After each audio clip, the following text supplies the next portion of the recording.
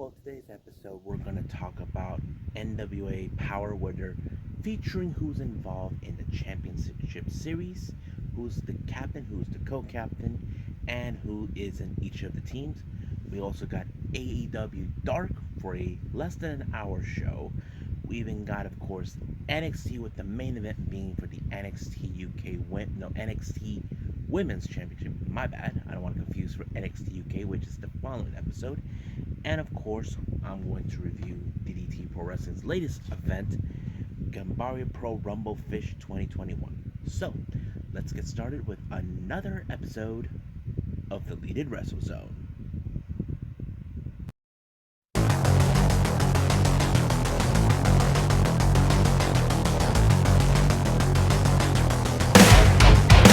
Are you ready?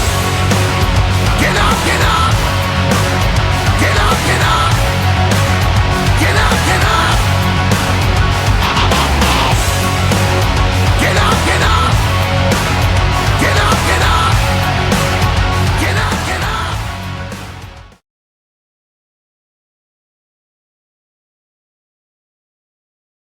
Welcome everybody to the Deleted Wrestle Zone. All things that is pro wrestling with AEW, NXT, New Japan Pro Wrestling, Impact Wrestling, the National Wrestling Alliance, various promotions, wrestlers, matches, and championships.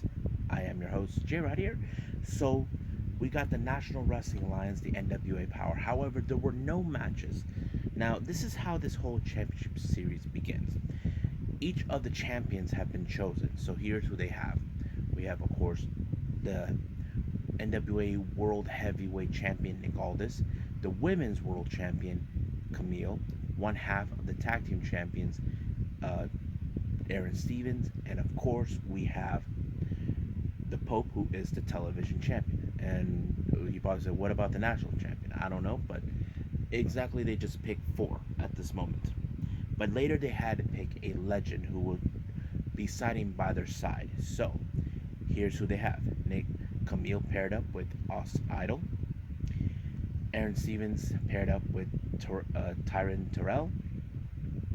Nick Aldis with Melina, which he does not like. And of course, the Pope teamed up with someone he's familiarized during his TNA days, Velvet Sky. Now here's who they pick each of the time. So we're going to go with the start, Camille and Austin Idol. We have Tom Latimer. No surprise. Kenzie Page, Kratos, Nims. Now for their alternate, they have wrestlers who are going to be alternating if anything happens. We have Sour Naro.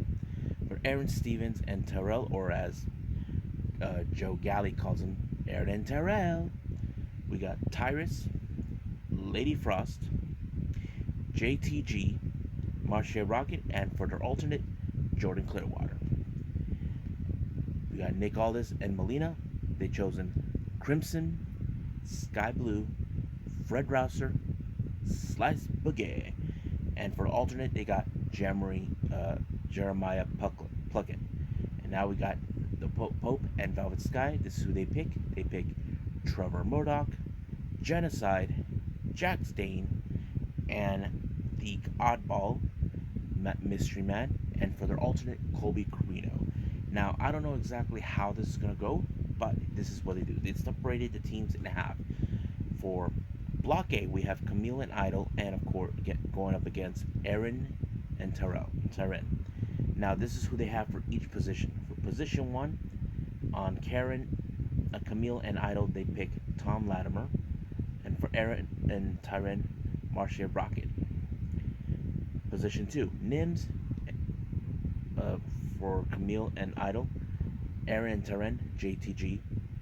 Position 3, Kenzie Page and Lady Frost.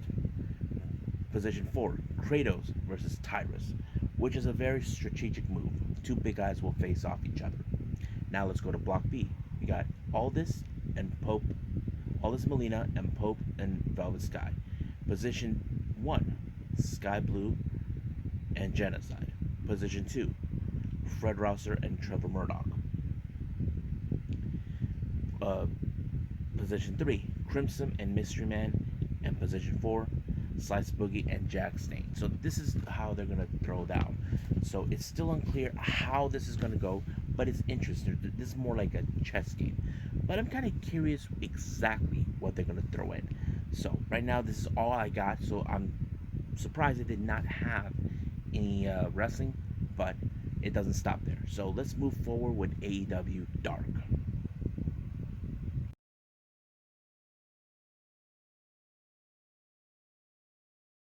Okay, so we got AEW Dark. It's in Austin, Texas during their time with Dynamite. This was a less of an hour show. I did not expect it, but it was pretty good. Not for timing, but some good matches they put up. It started out with the message with Dustin Rhodes, since those who do know, Austin, Texas is the hometown of the natural Dustin Rhodes, sending out a clear message to Aaron Solow, who he has a grudge with him because of what happened in that South Beach strap match that took place in Miami. So he sent it loud and clear. Now the first match we have the Blade along with the Buddy,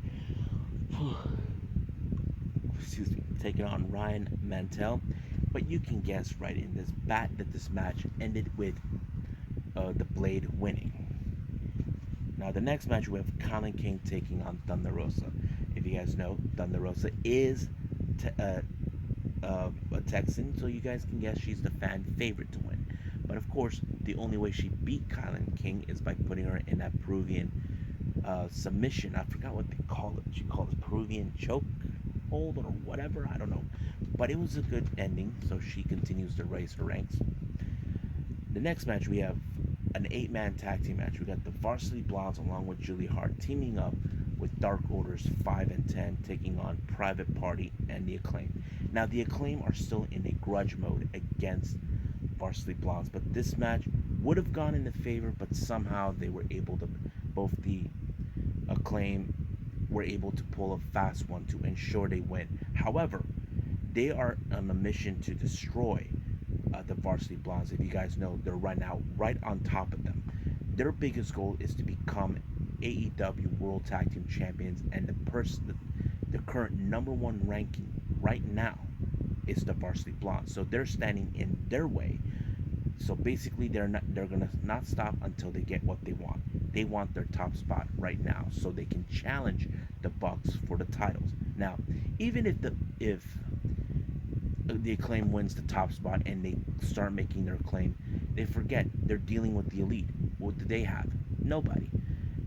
They have an army. So basically, the Acclaim would win unless it goes in a triple threat. That's very unlikely, but we'll see what happens then. Now, the next match we have Abaddon taking on Promise Braxton. Now, you can guess with the unorthodox style of Abaddon, she wins her matches like that, and of course, people are enjoying it. Seeing Abaddon, making her appearance. So, Abaddon wins her match. Then we got the Bunny taking on Big Swole, but however, this match ended badly for Big Swole due to the fact that she has Diamante has a full-blown grudge match against her, basically criticizing her. But it wasn't the end of it, so she did send her a message that she will challenge her anytime, any place. Just name it.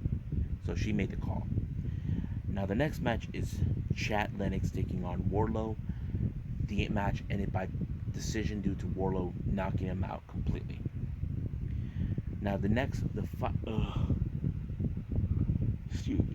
main event was QT Marshall taking on Aaron Solow taking on Dustin Rhodes. But however, QT decided to disrespect Texans.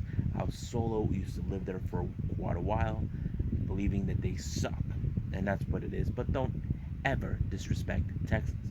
But the match with Dustin was pretty well. There were some moves that even Taz says that he cannot recall him doing those. But that's how it ends, like that with Dustin. He is the natural. Whatever he couldn't do in his previous company, he's doing it way better now. And that's a pretty good thing right now for any fan that we could possibly get from Dustin. And of course, he is the hometown hero.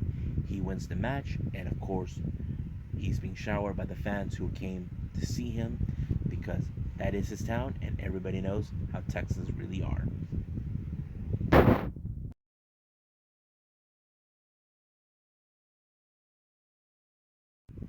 Okay, so we got NXT right now. Joe comes out in the middle of the ring trying to get his hands on Karrion Kross. If you know, Karrion Kross provoked him this time after the match what he had with Johnny Gargano. But William Regal is trying to reason with him.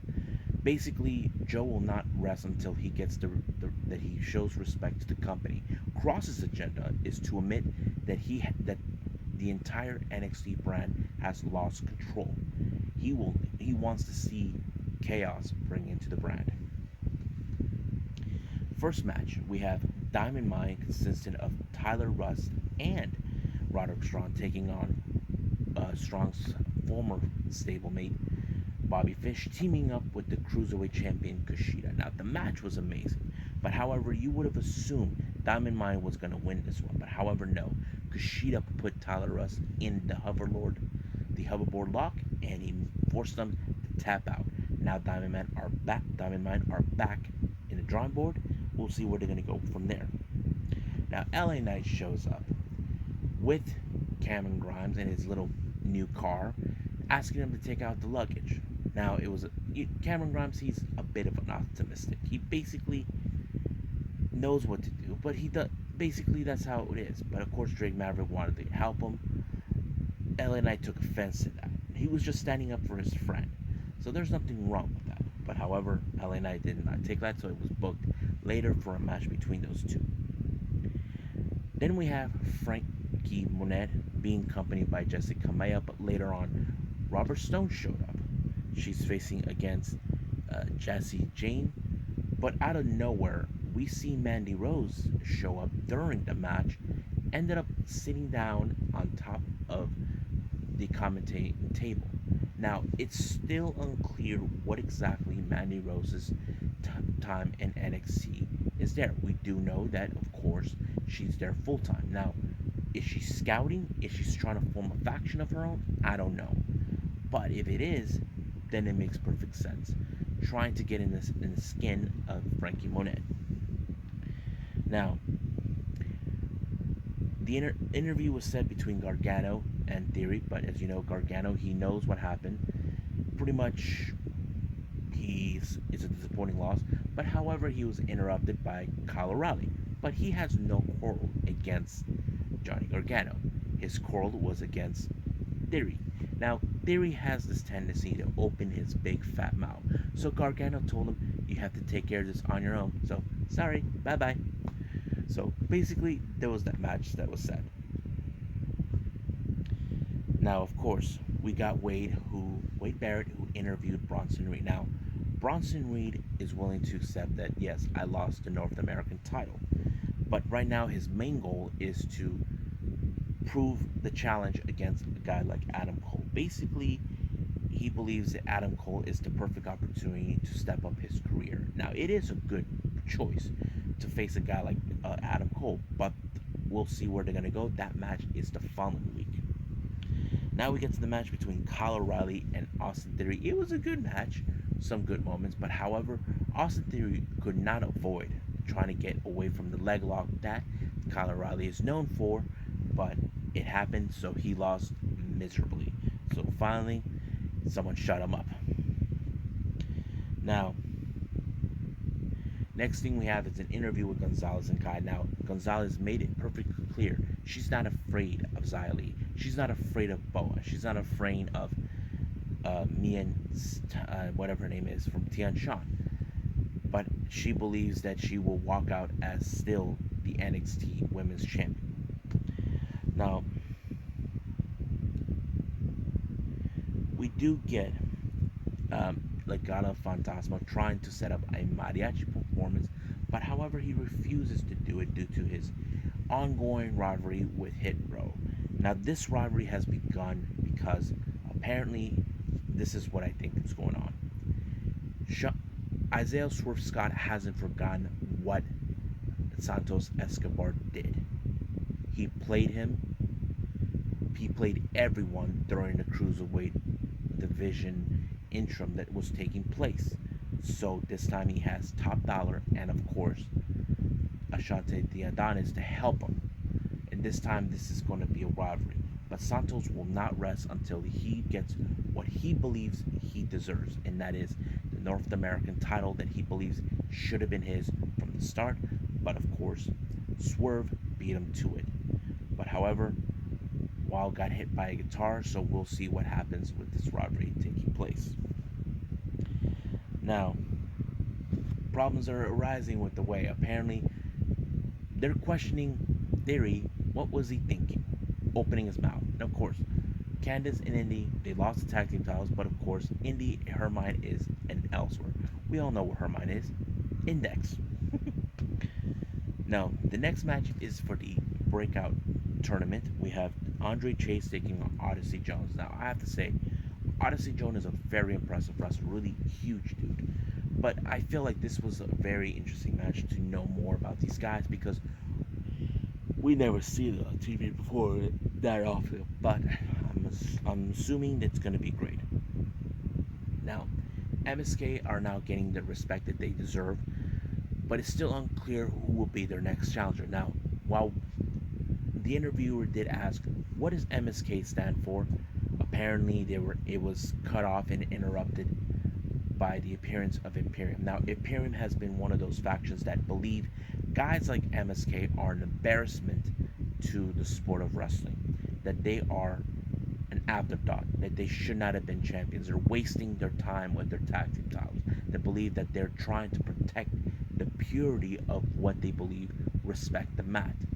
So it looks likely that Imperium could be the next challengers, but the real question is, can MSK hold on to them? We know that Imperium has beaten those titles before from Thatcher and Riddle a couple last year, but we'll see where they're going to go from there. Now, it appears that Pete Dunne and Oney Lorcan are having a problem with the certain now who is the badass in the WWE. So it looks like Ciampa and Thatcher call their shots. So we're going to see a tag team between those two, I'm assuming possibly next week. Now we got LA Knight taking on Drake Maverick. This was an upset, to be honest with you. Drake Maverick somehow was able to pull, but LA Knight was livid, and then he tried to force Grimes to take out their Drake to teach him a lesson. Drake does not want to do this, but LA Knight, he's arrogant, he's cocky, he believes he holds the power, but sooner or later that power will be gone. Now Joe is still waiting for Kross, so he's been waiting for him, but somehow Kross got in and entered the building by using a decoy. Now we get to the NXT Women's title. That match was pretty good. Now it kind of went in a sideways when Xia Li seems like she was hurt, but the match continued with Raquel Gonzalez retaining the title. Now it was reported that Xia Li is okay, so we don't know much. But is this the end between Xia Li and Raquel Gonzalez? We don't know if there's anybody, because I feel like they should have brought Boa and of course Mia Shi, or whatever her name is, to help out. I feel like they should have put that part, but we'll see where they're going to go. But however, Joe was still looking for Kross, but however, Kross did something that he crossed the line. He took out GM William Regal to prove a point that Regal has finally lost control. Basically, he wants chaos to erupt, but we'll see what happens next week. We know that Joe wants to get his hands on Kross, but for now, we'll just wait and see what's going to happen to Regal and what Kross's plans.